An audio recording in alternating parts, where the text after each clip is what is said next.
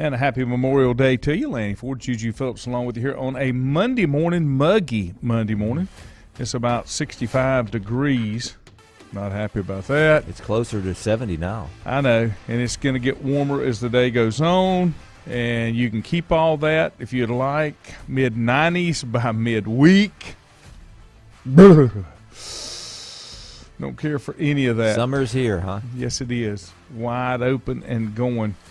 I would like to thank everybody that I had posted about becoming the new owner, like a fool, of WLON, and I've had over 800 reactions to that, whether it's comments or reactions, and I appreciate the support. Hopefully I won't let you down. That's the important thing. I try not to let you down with all of that, but we're not really making any changes. I've been involved with WLON from an ownership kind of thing since 2004.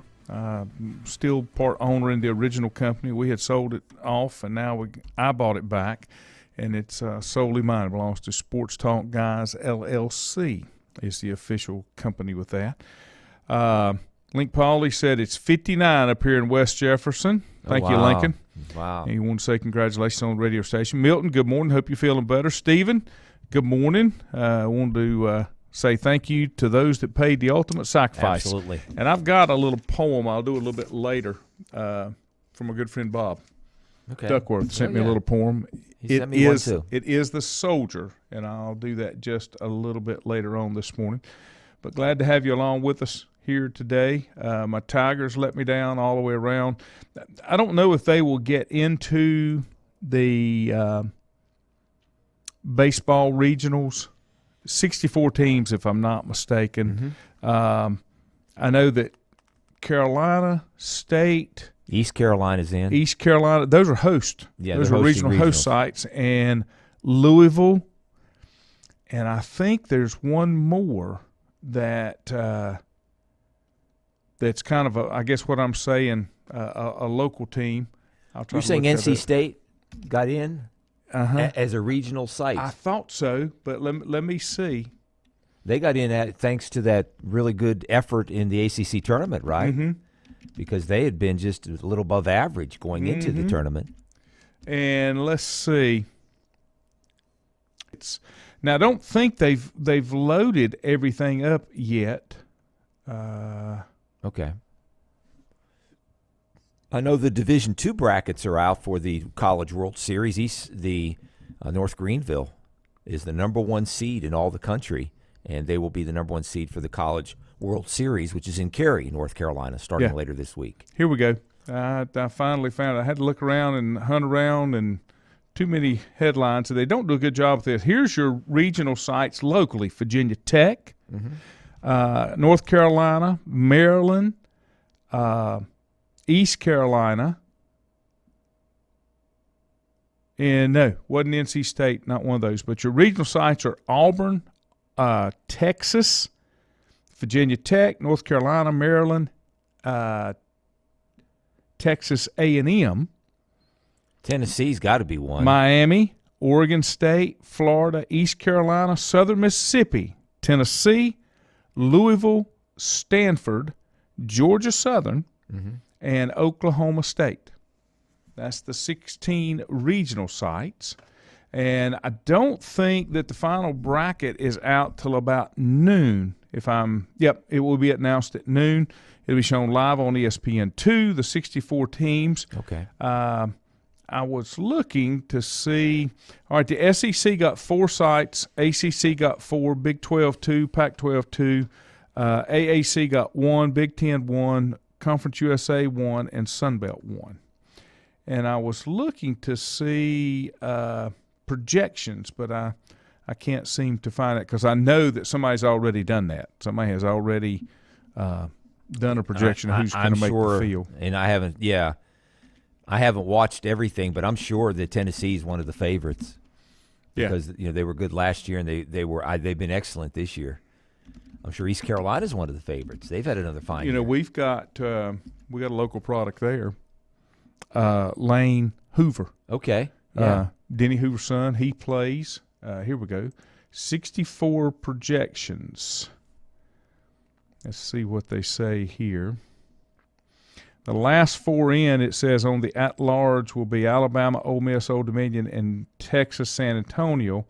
First 4 out, my Tigers, San Diego, Penn, and Pittsburgh. Here's the projections. In Knoxville, it looks like Tennessee, Coppin State, Wake, and West Virginia. Statesboro, Georgia Southern, Campbell, Georgia, UCLA. Blacksburg, Virginia Tech, Long Island, Vanderbilt, Old Dominion. Baton Rouge will be LSU, McNeese, Texas Tech, Louisiana Tech. Auburn will be Auburn, College of Charleston. Coastal Carolina, another one of those sleepers, Florida State. Yeah. Stanford will be Stanford, Maine, UC Santa Barbara, NC State. Just ask about State. Oregon State, Rider, Gonzaga, Grand Canyon, and then TCU, UNLV, Texas State, Dallas Baptist.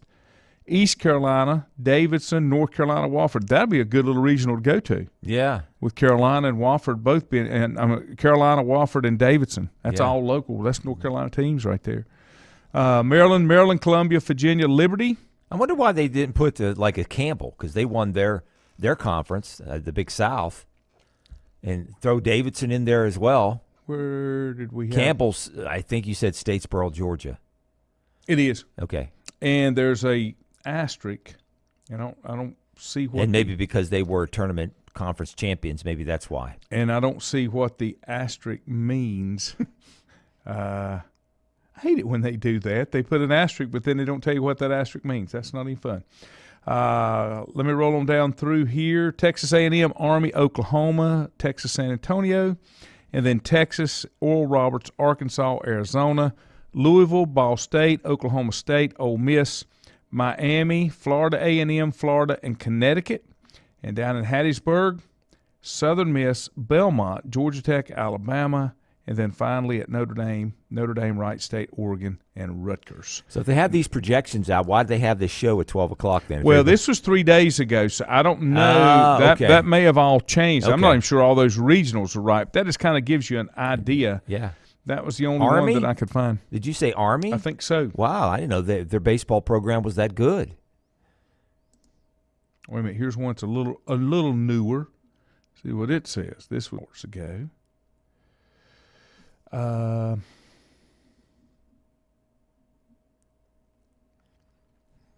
Regional hosts, they do have those. And then here's what they've got. Notre Dame is not a host. They've got Tennessee, Oregon State, A&M, Notre Dame, Stanford, Virginia Tech, Maryland, and Miami, which that's not right because Virginia Tech is a host site. Mm-hmm. But it'll be noon. I'll just quit talking about it. How about that?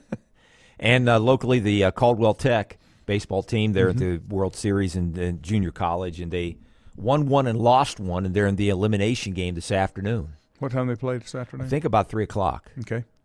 Milton, glad antibiotics are working. Thank you for your service. Lincoln Pauley, thank you for your service. I know you two guys are veterans. You know, I read a thing about, let's see, how is it? Veterans Day, and Link, you can probably correct me on this, or Milton, either one. Veterans Day celebrates the current veterans. Memorial Day celebrates the veterans that didn't make it home, and then there's one more day, if I'm not mistaken. I can't remember where I read that. Let me read this, and I'll probably read it again before I get to the end of the show. Yeah, veterans or anybody that's fought. That's correct. Yeah. And the memorials, those that did not make it home. Yeah. And then there's one more, I think. Here's something that Bob sent me. Bob, thank you for this. It's called "It Is the Soldier." It was written, I'm assuming, by Charles Michael Province in the U.S. Army.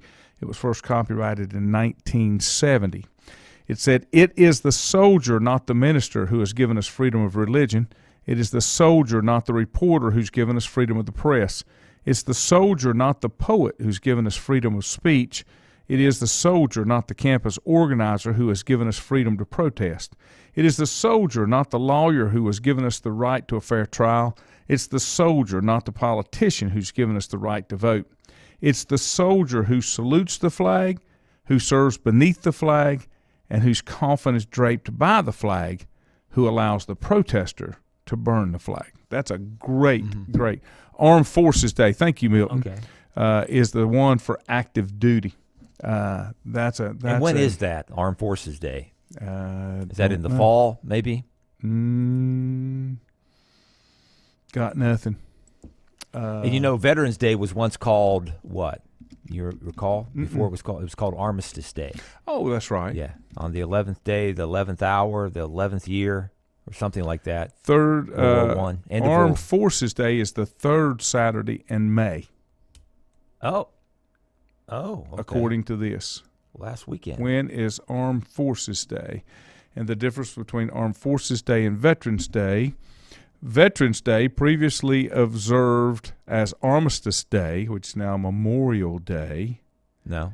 That's what it says. Armistice is in the signing of the armistice, or the treaty to end World War I.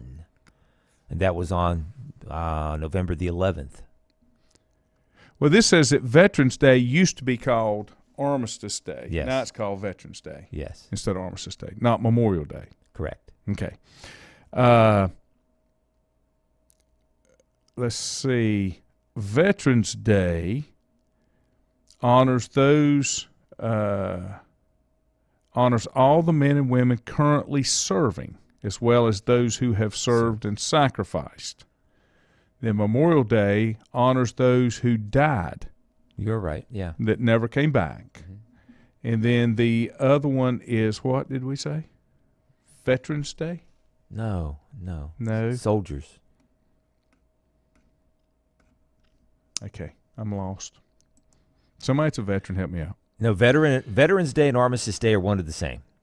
That's very good. Four says, talk about links. Link said today is a special day for all us veterans and America. And 4 said post that every day. Armed Forces Day is what I was trying to think of. 4, hope you're feeling better. 4 had a little he got scoped, and I don't mean with mouthwash. Third Saturday in May. That is correct, Lincoln. Thank you, sir. Let's see. Let me take a break and try to regroup my thoughts because I'm struggling here on a Monday, just in case anybody's wondering. We'll be back in just a minute. Untangling your headphones, finding the right remote, saying goodbye to your favorite shirt that hasn't fit in 10 years. Why are simple things sometimes so complicated? Thankfully, with auto owners, insurance doesn't have to be one of them. Auto Owners works with independent agents who live in your community and answer when you call, so you can worry about more important things, like finding a new favorite shirt. That's simple human sense. Call Mooney Insurance in Maiden or East Lincoln Insurance in Denver or visit MooneyInsurance.com. Times convenience stores are more than convenient. They're your neighborhood store, your store. With locations in Lincoln, Catawba, Gaston, Iredell, and Mecklenburg counties, there's one near you. Times convenience stores have the right items at the right price, from snacks, cold drinks, and light meals from the grill, and there's always a special to save you time and money. Times has what you need. Times convenience stores, there's one near you. Regardless of where you're going, there's one on your way. Remember, there's always time to stop by Times. Have you thought about when you would like to retire? One of your major assets is planning for retirement is time, and you lose a little of it each day. The longer you wait to start accumulating capital for retirement, the harder it's going to be. How should you plan for retirement? Start by calculating approximately how much capital you will need at retirement, then estimate how much you will have to put away each year. Finally, carefully choose the investments in which you will invest. Stifel Nicholas can assist you. Call 4Rembert today at 828-624-7300. Stifel Nicholas, member SIPC, and the New York Stock Exchange. First Federal Savings Bank has been serving Lincoln County since 1940. And as it has been from the beginning, customer service is a priority to First Federal Savings Bank. They want to get to know you by name. First Federal Savings Bank has the convenience, the products, and the services that the larger banks have, but with hometown people that you see throughout your community. Stop in and visit one of their 4 convenient locations and see what First Federal Savings Bank has to offer you. Member FDIC, an equal housing lender. Whether it's a sit-down meal or a call-in for the drive-thru, Brookwood Cafe and Catering is the answer. A variety of meats, vegetables, and desserts cooked daily, or a hot sandwich from the grill, they have what you're looking for to satisfy your taste buds. If you need catering from 5 to 500, Brookwood has you covered as well. Stop by Brookwood Cafe and Catering at 202 Providence Mill Road in Maiden. Don't forget breakfast daily till 11 a.m. Open Tuesday 6 a.m. to 2 p.m., Wednesday through Saturday 6 a.m. till 8 p.m., and Sunday from 7 a.m. to 3 p.m. Call 828-428-8944 to place your order today. Covenant Church began as a vision of just over 100 people in 1984. Since then, Covenant Church has grown and currently located at 2168 Gastonia Highway in Lincoln. The Sunday schedule includes early morning worship at 8:30, Sunday school at 9:45, and morning worship at 10:45. Their ministries extend beyond Sunday. Visit their website at www.covenantchurch.church to see all they have to offer, and better yet, stop by and see for yourself. Covenant Church may be just what you're looking for a new church home. If you ask around, you'll find Burke Mortuary has a reputation for excellence and commitment to value. They've built a reputation of trust for more than 35 years. Burke Mortuary is proud to offer personal attention, meaningful tributes, and the area's most affordable prices. They're also proud to offer you beautiful, state-of-the-art facilities. It's the perfect place to honor your loved one. So when choosing a funeral home, the choice is easy. Choose Burke Mortuary with locations in Maiden and Newton. In the best of times, no one is more deserving of every opportunity, encouragement, and support than the youth in our communities. Parents, teachers, coaches, and sponsors struggle to stretch their budgets to continue help. Communities need a team effort. Times Oil Corporation, a longtime member of the community, established the Times Educational Alliance Mission, or Team Foundation. Since 2011, over $125,000 in grants have been donated in the community. Times Oil and the Team Foundation are proud to be community partners.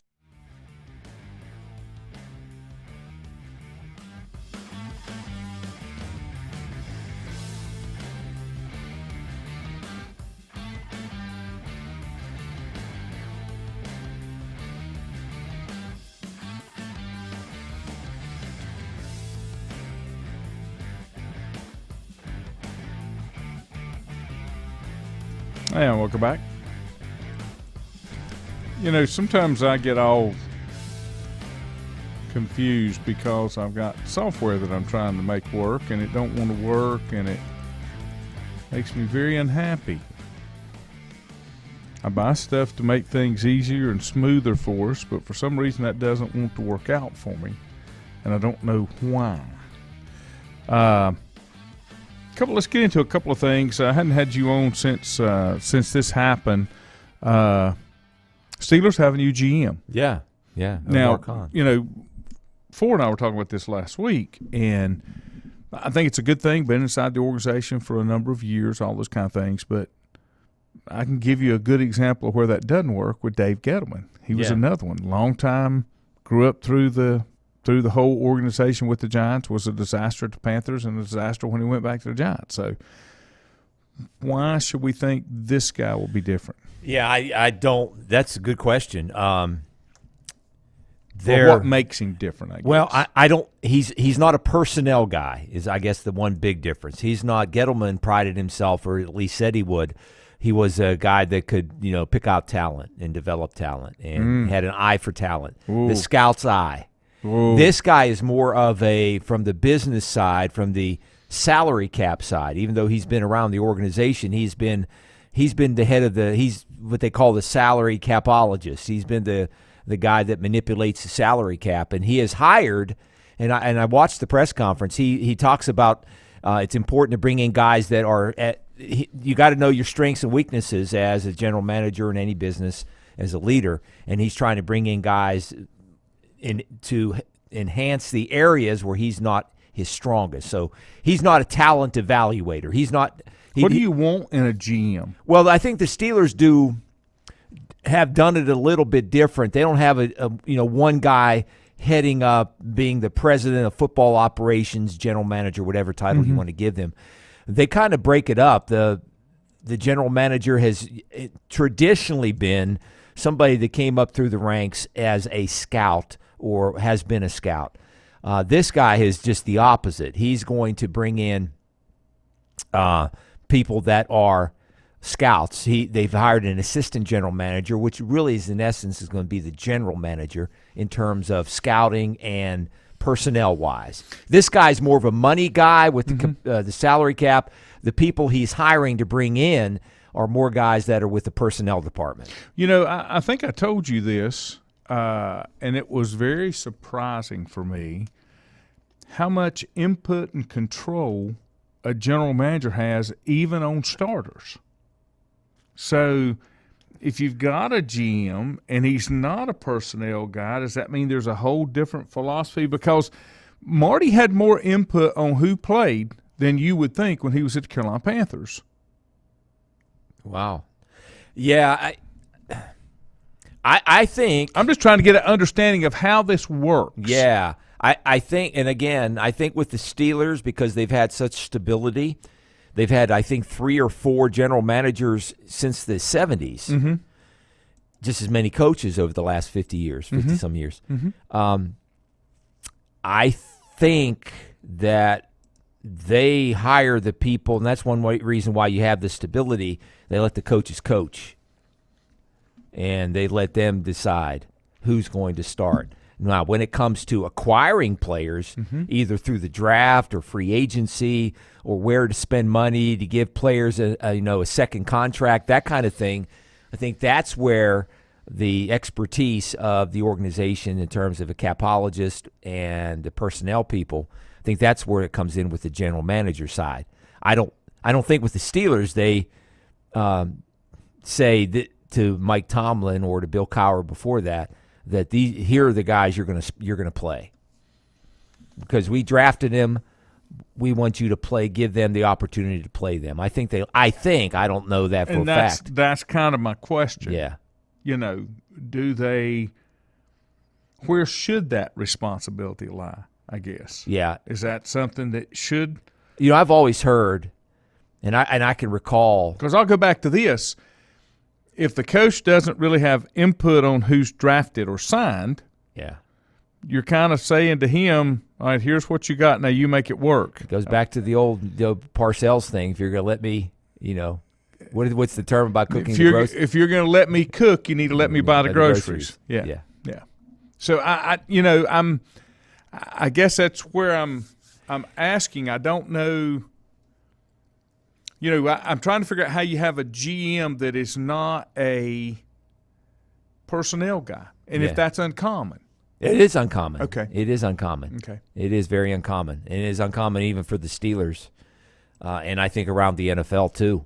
And I guess that would lead you to believe that maybe Mike Tomlin's now going to have a little bit more say-so in personnel, in decisions. Can I go ahead and say I'm not happy about that? Well, no, you say that if you want. Okay, because I'm not happy about that. I mean, Dom Capers, way back with the Panthers, they gave after Bill Polian left. Yeah, they gave Bill, but I don't think they had anybody in place, and they were not expecting Bill Polian to leave, and they made Dom Capers. They were? No. Yes, they were. No. He was just there to get them started. No. Jerry had no intention of keeping him. That was earmarked for his kids. Anybody could do that. It didn't work out for him. I understand, but that's really what it was. Actually, when you go back and look at the original Panthers, Mike McCormick was the head. He was the president. He was above Bill Polian. It was McCormick, Bill Polian, and then Dom Capers, and then all the other guys underneath that. And I guess McCormick, again, a personnel guy, was in the NFL as a coach. That's just the way the structure was before. Usually general managers are former players, right? So a lot of them, even San Francisco, John Lynch is a former player. That doesn't always work out. Go back to Matt Millen. Yeah, I know. But I'm not so sure that was all his fault because of where he was. Wasn't he with the Lions? Yeah, he was with the That's Detroit a disaster Lions. a disaster franchise anyway. Yeah. So I don't know that you can really count that one. But anyway. Milton says bean counter versus scout. Looks like you would just – I would think I would want my general manager's strongest trait to be personnel and football. I can hire a nerd to be my capologist. Yeah. Yeah. And because capologists don't put teams together with starters and that kind of thing. No. That's why he's hired an assistant general manager, brought him over from Philadelphia. And this guy's worked, his name's Andy Weidel. He's worked with the Steelers before. So, yeah, you're right. You can do that. And, this guy, Omar Khan, who's the new president, football operations or general manager, he interviewed for the Panthers job a couple of years ago. He was among the finalists before they hired their current GM. But you're right. It's unusual, Landy, for them to go in that direction. And that what they did, they strung it out for months. We had Josh Carney on, the guy that covers the Steelers for us, and they strung it out. That first-round interviews, second-round interviews. They brought in about 15 or 16 guys and settled on the guy that was right down the hallway. Was that intentional? Do you think that was maybe already kind of pretty much decided, but they needed to go through the motions? No, I think – And when I say go through the motions, maybe it wasn't completely decided, but we're going to have to find somebody that we like better than the guy we already got, but we need to do that just to make sure. Yeah. Well, I think part of it was the fact that with the Steelers, they had the same general manager in place for 20 years or longer than that, whatever many years Colbert was there, that they didn't know, I guess as an organization, they didn't know that what was out there. They didn't know how much maybe football has changed. So they wanted to get a lay of the land, so to speak, of what's out there. Who are some of the personnel guys that, and I think they were probably laying the groundwork to bring in somebody if they decide to go in another direction. Could this guy work with Omar Khan? Or if they brought in a new general manager, could Omar Khan work with him? So it was kind of complicated, and they strung it out for a long period of time, and we'll see if it works or not. You know that I'm a Steeler fan. Okay. Yeah. We all know that. My question is, and I say this all the time, and I mean no disrespect to the black and gold, have the last 20 years been successful for the Pittsburgh Steelers under Kevin Colbert? Under Mike Tomlin's been there, 17, 18? Yeah, no. Something like that. I mean, close. 15, 16 years. Have they accomplished enough under that management or whatever you want to look at? Or, and I've said this, is it time for a change? Is it? You look at the last 6 or 7 years, they haven't won a playoff game. So, yes. And then go back to their last championship. Yeah. And that really was more done with Cowher's players than Tomlin's players. Yeah. Yeah. So I keep saying, and I like Mike Tomlin. I do. But it goes back to how do you measure the amount of success, and are you satisfied with it? I've asked this question before. Will you take occasional conference championships, always a winning record, a state championship once every 20 years? Would that be considered a solid program if you were a high school? 4 says no. Same thing with the Steelers. We know that it can be done multiple championships inside a 20-year window because we've seen it done. Steelers are the rare exception.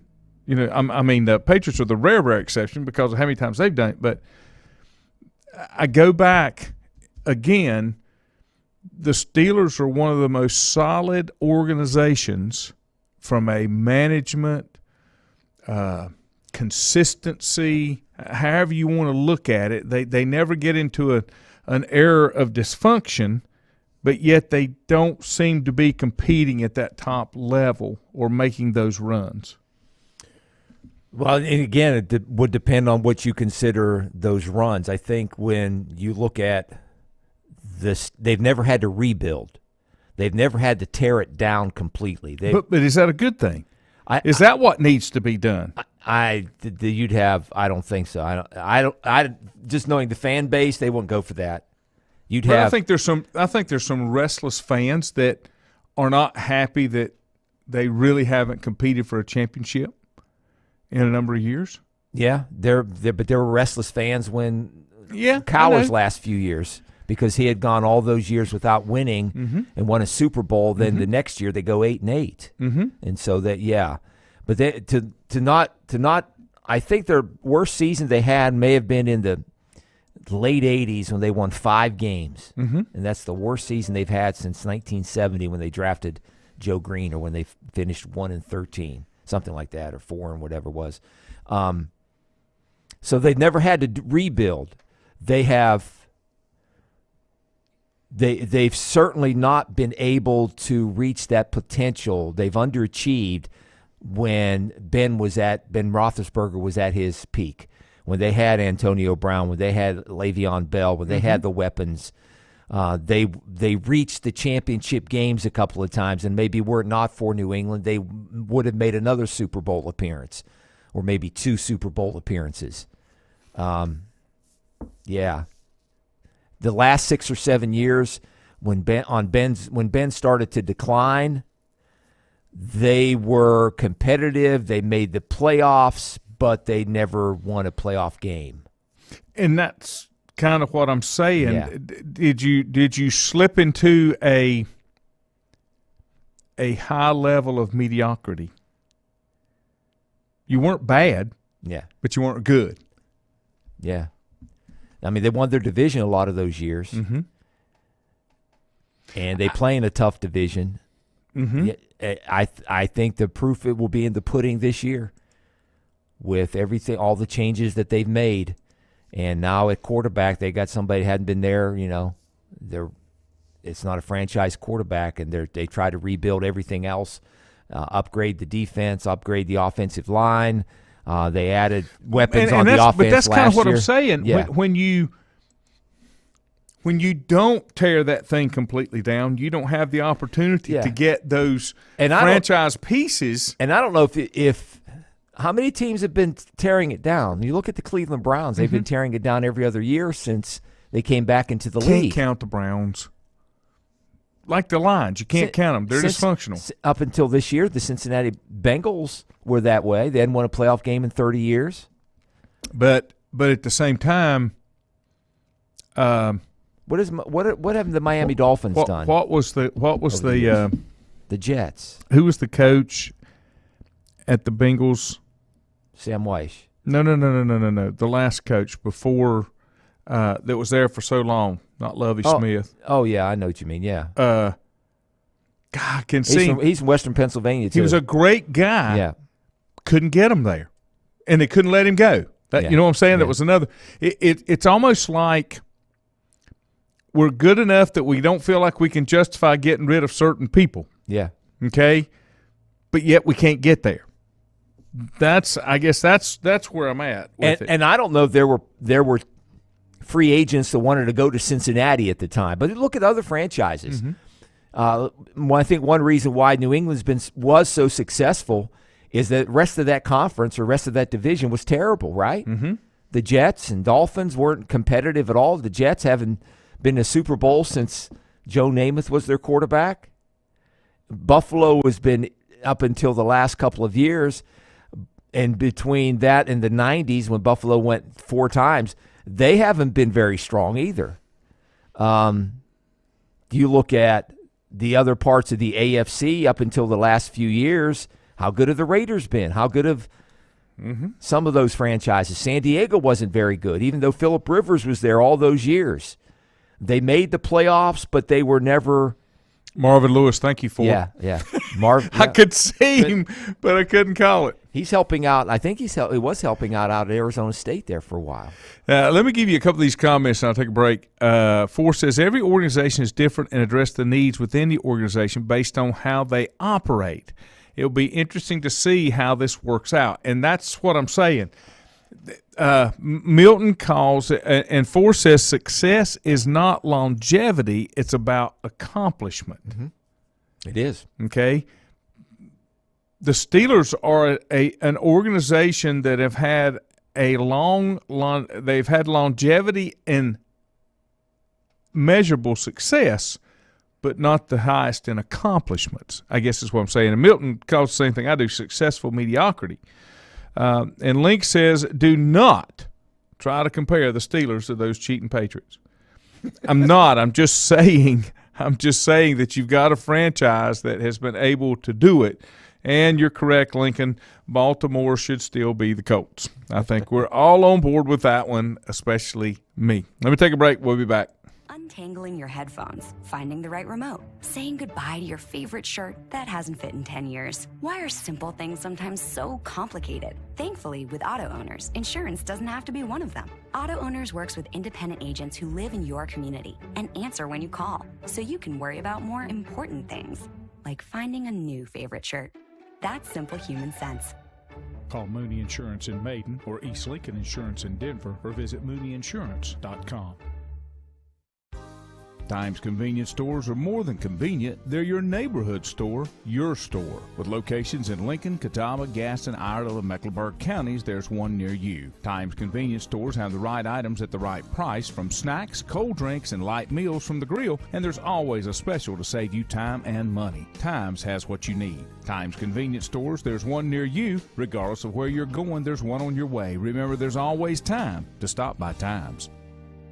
Have you thought about when you would like to retire? One of your major assets is planning for retirement is time, and you lose a little of it each day. The longer you wait to start accumulating capital for retirement, the harder it's going to be. How should you plan for retirement? Start by calculating approximately how much capital you will need at retirement, then estimate how much you will have to put away each year. Finally, carefully choose the investments in which you will invest. Stifel Nicholas can assist you. Call Ford Rembert today at 828-624-7300. Stifel Nicholas, member SIPC, and the New York Stock Exchange.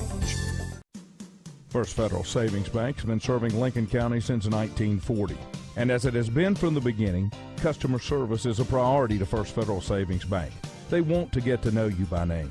First Federal Savings Bank has the convenience, the products, and the services that the larger banks have, but with hometown people that you see throughout your community. Stop in and visit one of their 4 convenient locations and see what First Federal Savings Bank has to offer you. Member FDIC, an equal housing lender. Whether it's a sit-down meal or a call-in for the drive-thru, Brookwood Cafe and Catering is the answer. A variety of meats, vegetables, and desserts cooked daily, or a hot sandwich from the grill, they have what you're looking for to satisfy your taste buds. If you need catering from 5 to 500, Brookwood has you covered as well. Stop by Brookwood Cafe and Catering at 202 Providence Mill Road in Maiden. Don't forget breakfast daily till 11 a.m. Open Tuesday 6 a.m. to 2 p.m., Wednesday through Saturday 6 a.m. till 8 p.m., and Sunday from 7 a.m. to 3 p.m. Call 828-428-8944 to place your order today.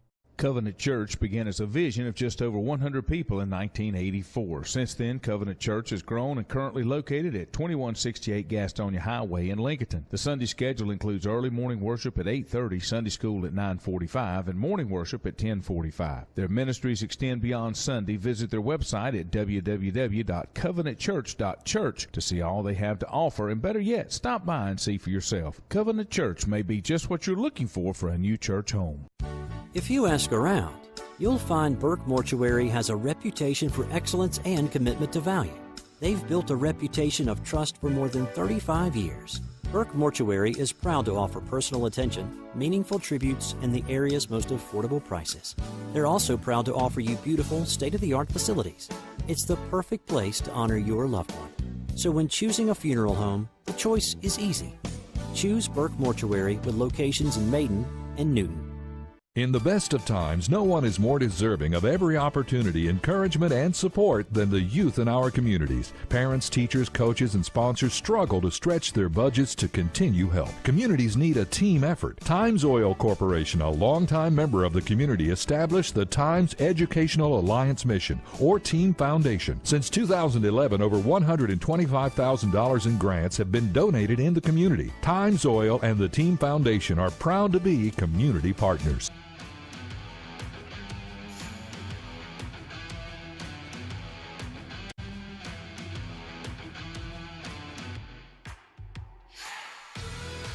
And welcome back. Let me give you a little update from yesterday in the National Junior College World Series Division III. Dallas Eastfield defeated Caldwell Tech 6-3 on 11 hits, no errors, and Caldwell finished with 3 runs, 11 hits, and 2 errors. Local guy took the loss on the chin. Spencer Ledford, he went 6.1 innings, gave up 8 hits, 2 runs. That ER, I'm guessing, is earned runs. Correct. 2 earned runs, 3 walks, 7 strikeouts. That's a pretty good effort. Yep. Let's see. And Spencer faced 30 batters. Okay. And they won their opener, walk-off fashion. And a kid from West Lincoln went the distance, I believe, and pitched them to the win. For Caldwell Tech. Oh, okay. Yeah. The kid from West Lincoln. I don't remember his name right now, but yes. Spencer threw 130 pitches. Wow, they even keep that. 79 of them were strikes. That's good. That's pretty good. Yeah. Yeah. Other 2 pitchers, Will Westbrook went 21 pitches, 15 strikes. Scout Nichols, 49 pitches, 26 strikes.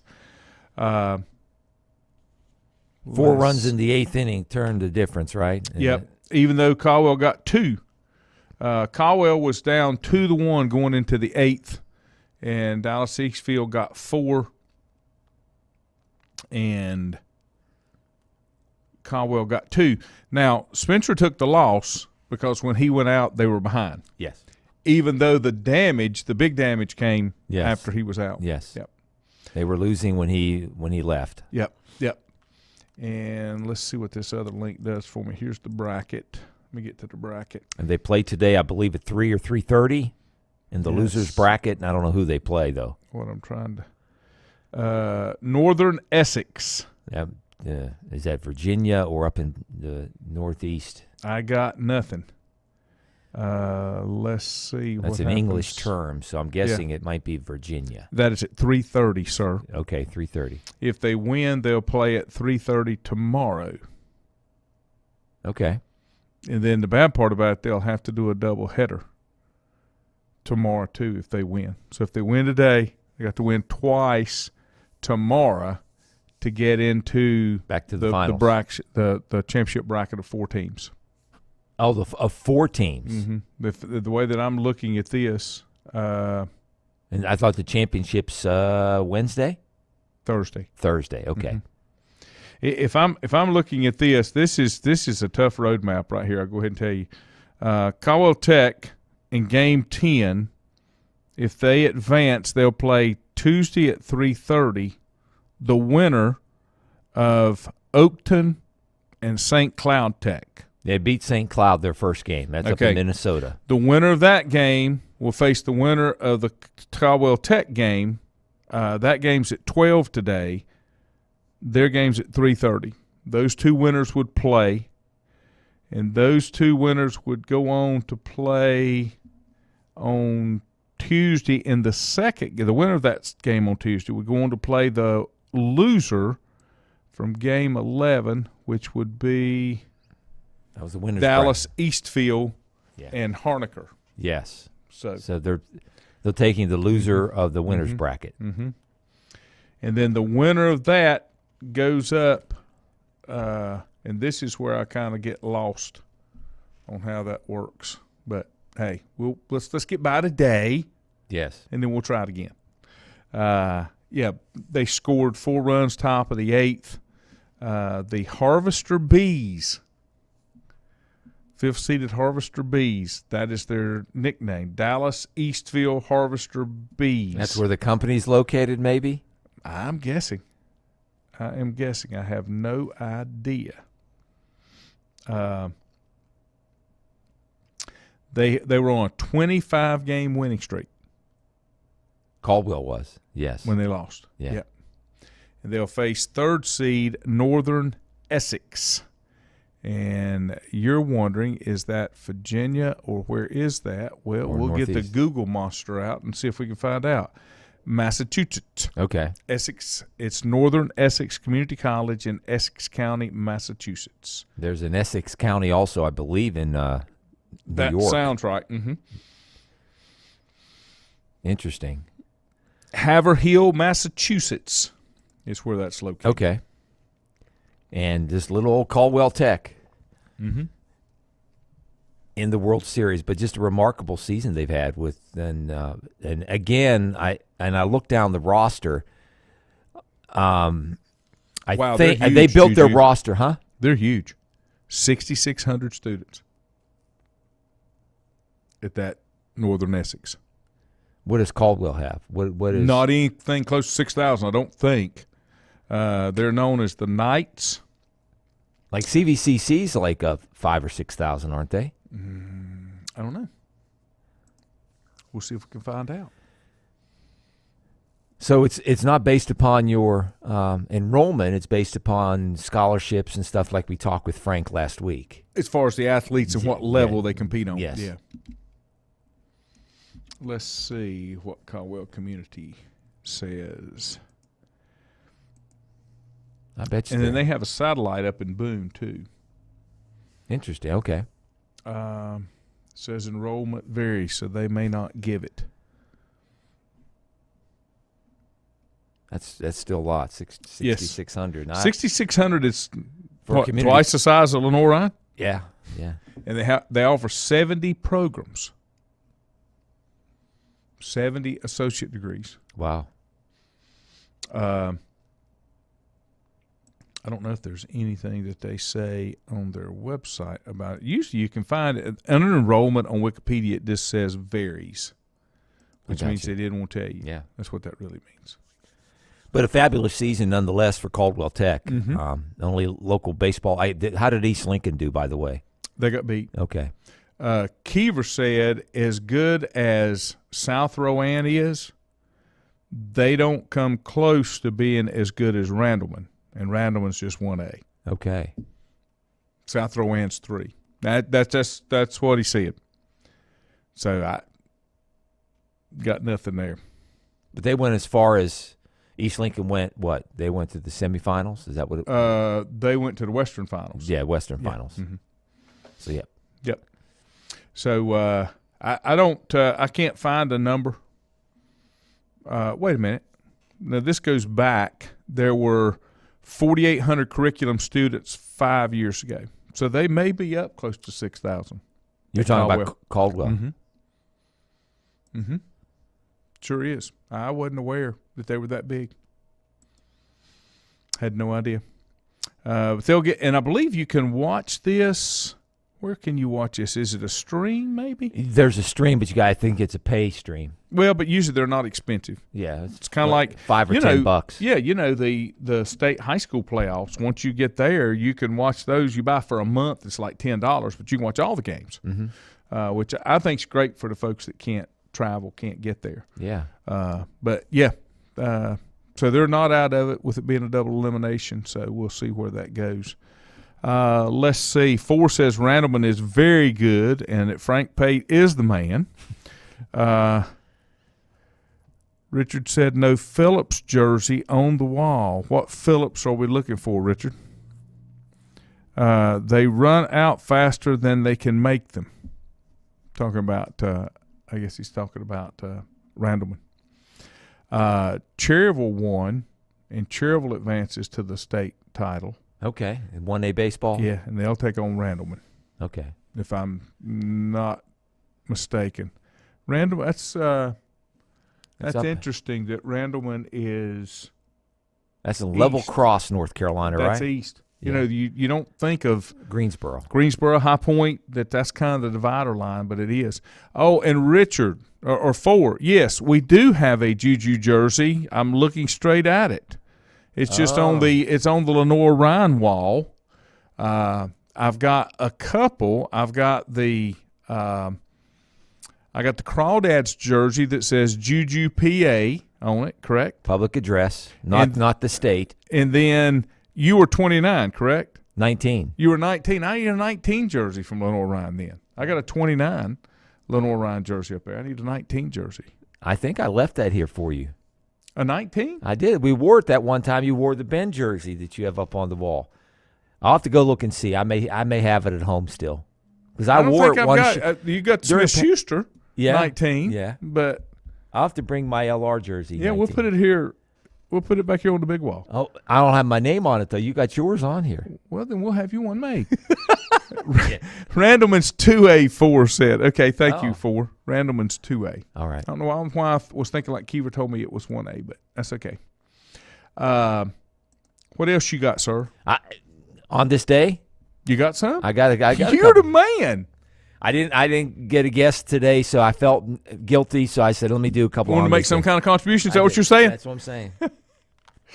1927, baseball pitcher Walter Johnson recorded his 113th and last shutout. You can't get pitchers that get 113 wins. He had 100. That's Denny McClain. He'll tell you. 113 shutouts, major league record on this day, May 30th, 1927. In 1935, Babe Ruth, in his final game as a baseball player, played for the Boston Braves. Today? On this day, wow. 1935, went hitless in his final game against the Philadelphia Phillies. Okay. He hit his final 2 home runs for the Boston Braves at the old baseballs at Forbes Field. You have the picture of Forbes Field over here with Roberto Clemente. Babe Ruth hit his final 2 home runs. Courtesy of? Yeah, somebody, yeah. Whitey Ford announced his retirement from baseball in 1967, Yankees left-hander at the age of 41. 1976, we'll go to not NASCAR, but IndyCar racing. Bobby Unser set a world record for the fastest pit stop. Want to take a guess? Pit stop now. 12 seconds. 4 seconds. 4 seconds. Wow. I don't know what they did. Not much. Couldn't have done much. 2010, Philadelphia Phillies right-hander Roy Halladay became the 20th baseball pitcher to throw a perfect game in baseball history. The natural Roy Halladay? That's Roy Hobbs. Roy Hobbs. Okay. Roy Halladay, he passed away a couple of years ago, had a boating accident, but he's in the Hall of Fame. Big right-hander, played for the Phillies. They beat the Marlins 1-0. He threw a perfect game. I think maybe that was the last there may be another, but there's only been 20 guys or 21 guys in the history of baseball to throw a perfect game. And it's rare that it happens. Happened on this day, May 30th, 2010. And there you go. Let me give you just a couple here that I've got. We lost on this day Steve Prefontaine. You remember that name? 5K Olympic runner? Yeah, Nike guy. He passed away in 1975 at the age of 24 in a car accident. Oh. And I did not realize that. And then on some events, I just want to bring up the name of these franchises more than anything. In 1890, the Brooklyn Dodgers were then known as the Bridegrooms. The Brooklyn Bridegrooms. Did not know that. And you know the Dodgers come from, right? You know why they got the name Dodgers? I guess they had to dodge the trolleys in Brooklyn. I think that's where they got the name from. First baseman Dave Fouts hit his first ever home run during a doubleheader to defeat the Chicago Colts in baseball. Interesting. And then in 1894, the Boston Bean Eaters. Yeah, I've heard of those. Baseball second baseman Bobby Lowe hit first to hit 4 home runs in a Major League Baseball game in a 20-11 win over the Reds. Wow. 20-11, 4 home runs. And what year was this? This was 1894. Oh, that was the dead ball era, right? I mean, they didn't have a juice baseball then. No. I wonder if it feathers. Yeah. I wonder if they even had fences back then. They just hit the ball and just ran. I don't know. I hadn't thought about that. You did, Walter. Of course, yesterday was Indianapolis 500. I watched a little bit of the Formula One, just the tail end of it. We were at Chili's having lunch. And then I watched just a little of the 600. That's way too late for me. Who won the Coca-Cola 600? I don't remember. I was pulling for Martin Truex, and the only reason I pulled for him, his car number, his car number? 19. 19. And why are you 19? Who was your favorite growing up? I had 3 favorites growing up. One was Lance Allworth. Yep. The other was Johnny Unitas. Yep. And the third was Joe Montana. Joe Montana was a senior when I was a freshman, and he wore number 19 in high school. I saw him play as a junior in Clemson. Okay. Because That was my official visit weekend. Okay. Watched Notre Dame come to Clemson and play, and saw my first live concert, and it was the Doobie Brothers in Little John Coliseum. Wow. But yeah, no, it was Lance Allworth was probably the first. Yeah. Satchel Paige, 1942, pitches 5 innings to defeat Dizzy Dean, All-Stars, 8-1. Wow, that's a long time ago. Oh, the other number 19 that I liked, another Lance Rensel. Lance Rensel. I remember Lance Rensel. But I liked Joey Heatherton more than I liked Lance Rensel. That was his wife at the Buy time. a Serta. The old Serta commercials, you remember that? Yeah, Serta Perfect Sleepers. Yeah. 1948, Hubba hubba. Schenectady's Blue Jays' Tommy Lasorda strikes out 25 in a 15-inning game. You know, you think of people like that, you don't think about them as players as much as you think about what they accomplished, like his manager stuff, especially Tommy Lasorda.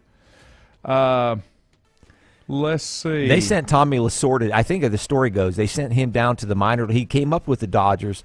They sent him back down to the minors, and they called up Sandy Koufax. Wow. And I think that was rest is history. Rest is history.